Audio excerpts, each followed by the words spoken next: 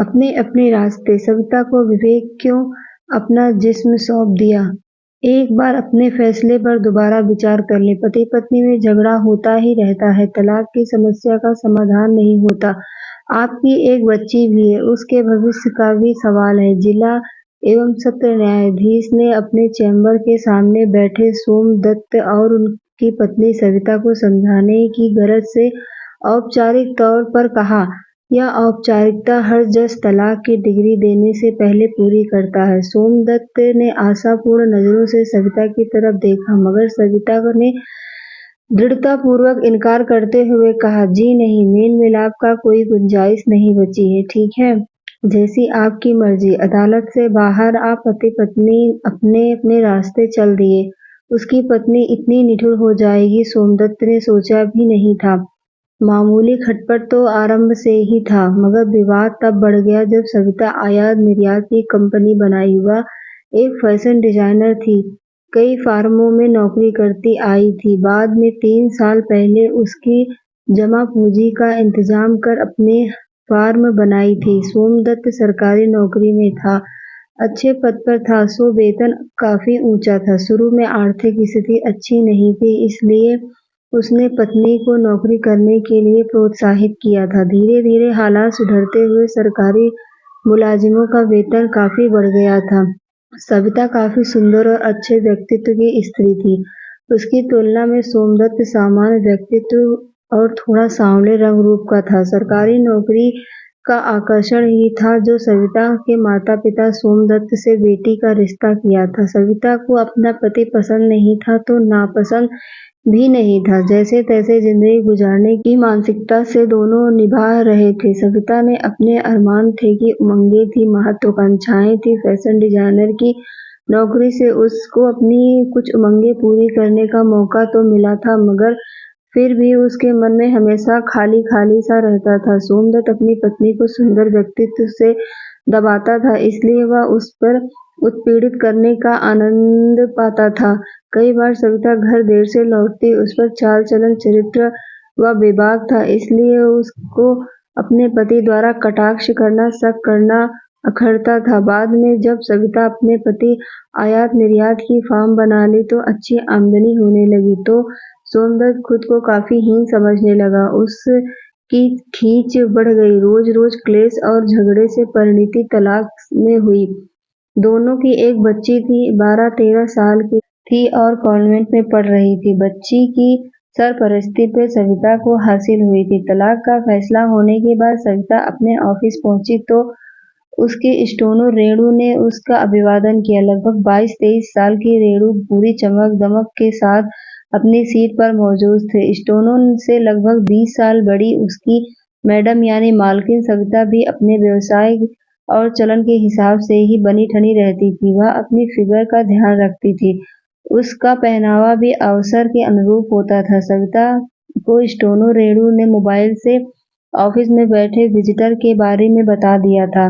उसके स्वागत कक्ष में बैठे आगंतुकों की तरफ देखा। कई चेहरे परिचित थे तो कुछ नए भी। सभी को मुस्कुराते कर मूक अभिवादन करते वह अपना कक्ष में चली गई। मिलने वाले में से कुछ वस्त्र निर्माता थे, कुछ अन्य सामान के सप्लायर। एकाएक कर सब निपट गए। अंत में एक सुंदर लंबे कद के नौजवान ने अंदर कदम रखा। उसका विजिटिंग कार्ड लेकर सविता ने उसको बैठने का इशारा किया। विवेक बत्रा, MBA, आयात निर्यात प्रतिनिधि। साथ में उसका पता और मोबाइल नंबर दर्ज था। मिस्टर बत्रा, आप एक्सपोर्ट एजेंट हैं? जी हाँ। कितने समय से आप इस लाइन में हैं? 2 साल से। आपके काम का एरिया कौन सा है? सिंगापुर और अमेरिका। क्या आपके पास कोई एक्सपोर्ट ऑर्डर है? बहुत से हैं। कहने के साथ विवेक बत्रा ने अपनी ब्रीफकेस खोला और सिले सिलाए वस्त्रों के नमूने निकालकर मेज पर फैला दिए। साथ ही उनके डिटेल्स को समझाने लगा। कुछ परिधान जनाना, कुछ मर्दाना और कुछ बच्चों के थे। इन सब की प्रोसेसिंग में तो समय लगेगा। सविता ने सभी ऑर्डरों का वितरण समझने के बाद कहा, कोई बात नहीं, हमारे ग्राहक इंतजार कर सकते हैं। क्या कमीशन लेते हैं आप? 5%। बहुत ज्यादा है, हम तो 3% तक ही देते हैं। मैडम, मेरा काम स्थायी और कम समय में लगातार ऑर्डर लेने का है। दूसरे एजेंटों के मुकाबले में मेरा काम बहुत तेज है। विवेक बत्रा के स्वर में आत्मविश्वास था, जिससे सविता बहुत प्रभावित हुई। ठीक है मिस्टर बत्रा, फिलहाल हम प्रोसेसिंग के बेस पर आपके साथ एक्सपोर्ट ऑर्डर ले लेते हैं।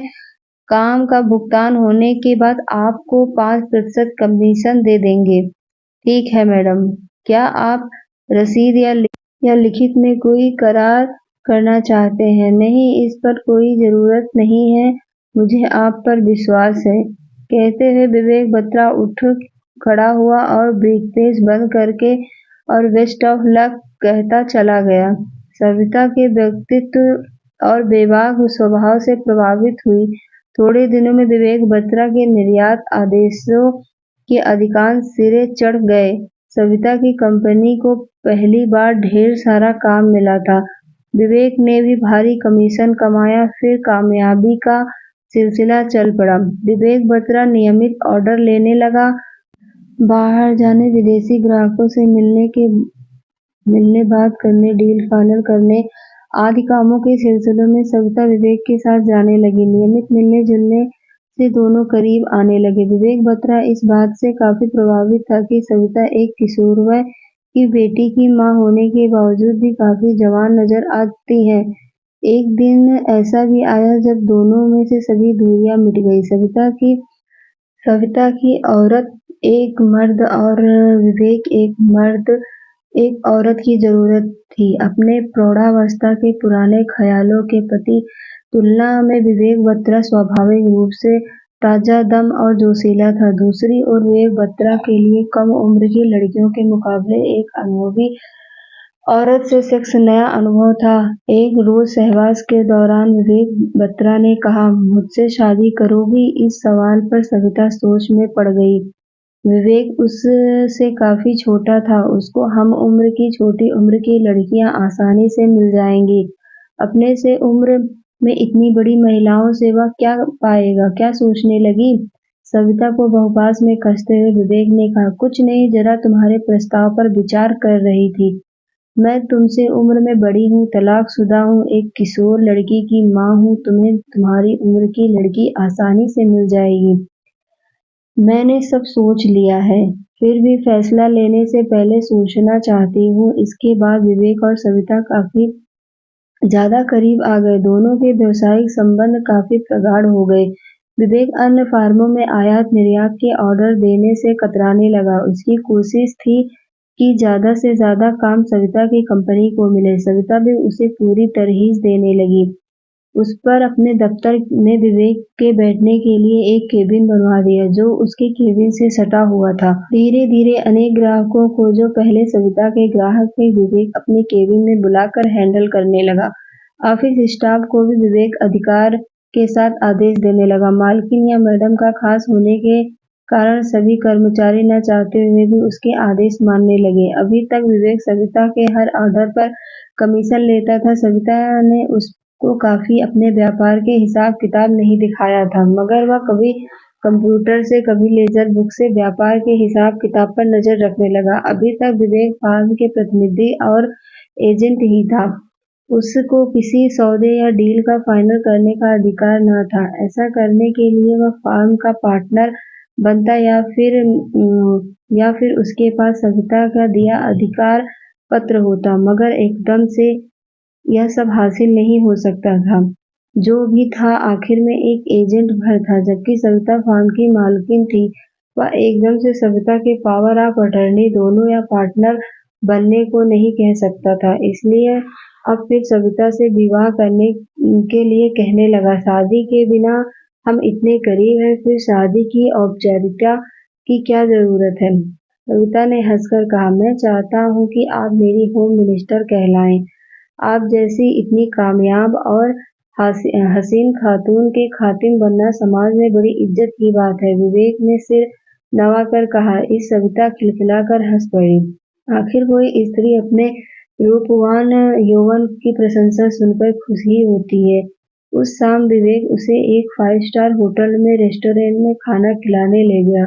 वहीं एक ज्वेलरी शोरूम में हीरो जड़ित एक ब्रेसलेट भेंट किया तो सविता और भी अधिक खुश हो गई। उस शाम यह तय हुआ कि सविता 3 दिन बाद अपना पक्का फैसला सुनाएगी। इन 3 दिनों के बीच किसी विदेशी फार्म को एक सौदे के लिए भारत आना था, जिसे अभी तक सविता खुद ही हैंडल करती आई है। विवेक भी इस फार्म के प्रतिनिधित्व के रूप में सविता के साथ उस फार्म के प्रतिनिधि से मिलना चाहता था। इस बार सौदा काफी बड़ा था। दोपहर को सविता के दफ्तर में मिस रोज और एक अंग्रेजन महिला थी ने सविता के विवेक से बातचीत की। सौदा सफल रहा। विवेक ने भी अपना वाक्य चातुर्य को भरपूर उपयोग किया। मिस रोज भी विवेक के व्यक्तित्व से खासी प्रभावित हुई। फिर कॉन्ट्रैक्ट साइन हुआ। सविता कंपनी की मालकिन थी, अतः उसी को करने से विवेक खामोशी से देखता रहा। मिस रोज विदा होने लगी तो सविता ने उसके सौदा फाइनल होने की खुशी में एक रात के खाने पर एक 5 स्टार होटल के रेस्टोरेंट में आमंत्रित किया। मिस रोज ने खुशी खुशी आना स्वीकार किया।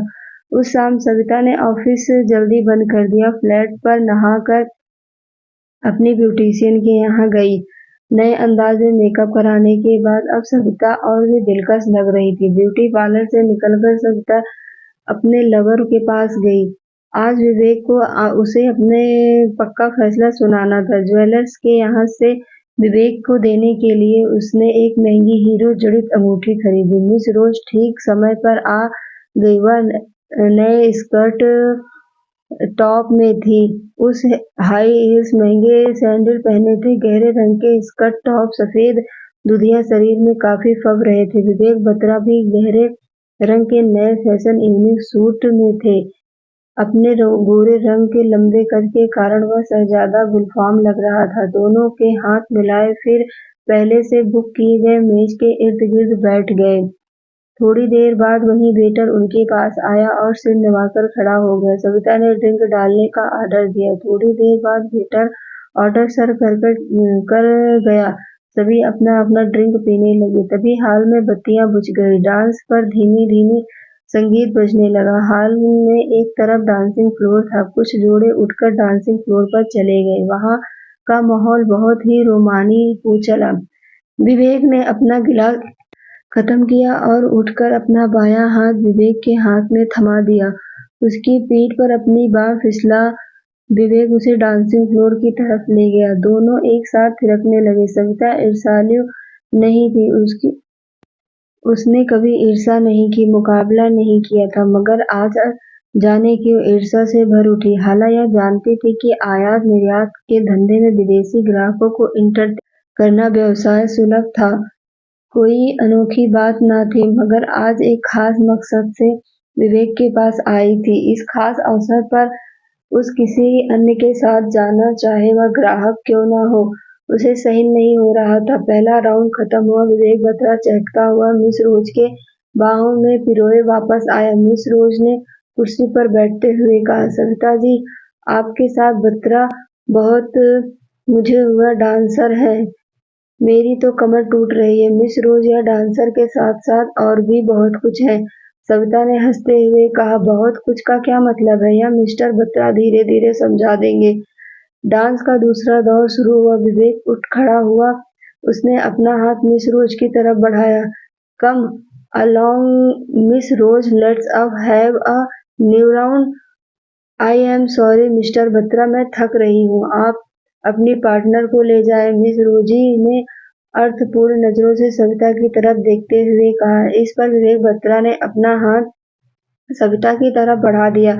सविता निराकार ढंग से उठी। विवेक बत्रा ने अपनी एक बांह से उसकी कमर पिरोई, उसे अपने साथ सहारा देकर डांसिंग फ्लोर पर ले गया। सविता पहले भी विवेक के साथ डांसिंग फ्लोर पर आई थी, मगर आज उसके विवेक पर बहुपास में वैसी शिद्दत, वैसा जोश, उमंग और शौक़ी नहीं महसूस हुई, जिन्हें वह हर डांस में महसूस करती थी। दोनों को अलग लग रहा था, मानो प्रोफेशनल डांसर हो जो औपचारिक तौर से डांस कर रहे। विवेक बत्रा मुड़ मुड़कर मिस रोज की तरफ देख रहा था। स्त्री ही स्त्री की दुश्मन होती है। वह न तो सौत सह सकती है, न मुकाबला या तुलना। विवेक बत्रा अनजाने में यह सब उत्पीड़ित कर रहा था। आज पहले सविता कभी विवेक बत्रा व्यवहार की समीक्षा न की थी।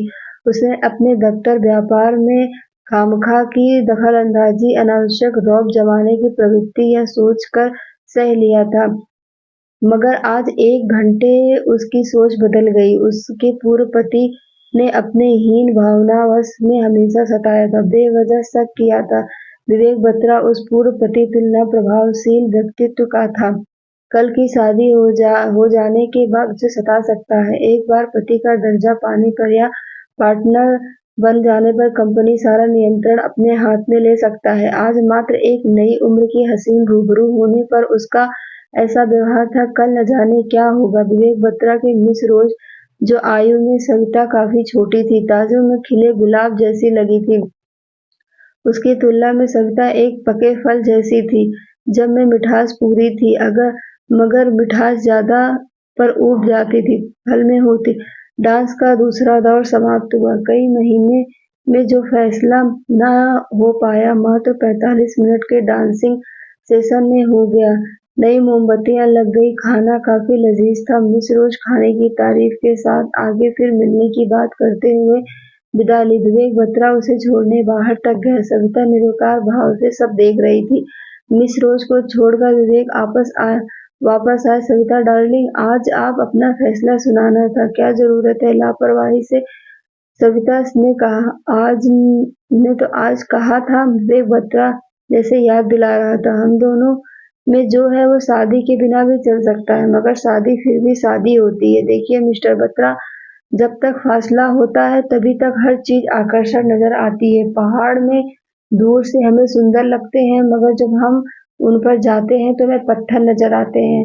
आज मैं थोड़ी जवान हूँ, कल मैं प्रौढ़ वृद्धा हो जाऊंगी, मगर आप तब जवान होंगे, तब आपको संतुष्टि के लिए नई कली का रस सुहाएगा। इसलिए अच्छा है कि आप नई कली ढूंढ लें। मैं आपके व्यापार में सहयोगी ही ठीक हूँ। विवेक बत्रा भौचक्का था। उसे रोमानी माहौल में ऐसे विपरीत फासले उम्मीद न थे। वेटर को 500 रुपए का नोट टिप लिए थमा सविता सधे कदमों से वापस चली गई। रिंग सेरेमनी की अंगूठी बंद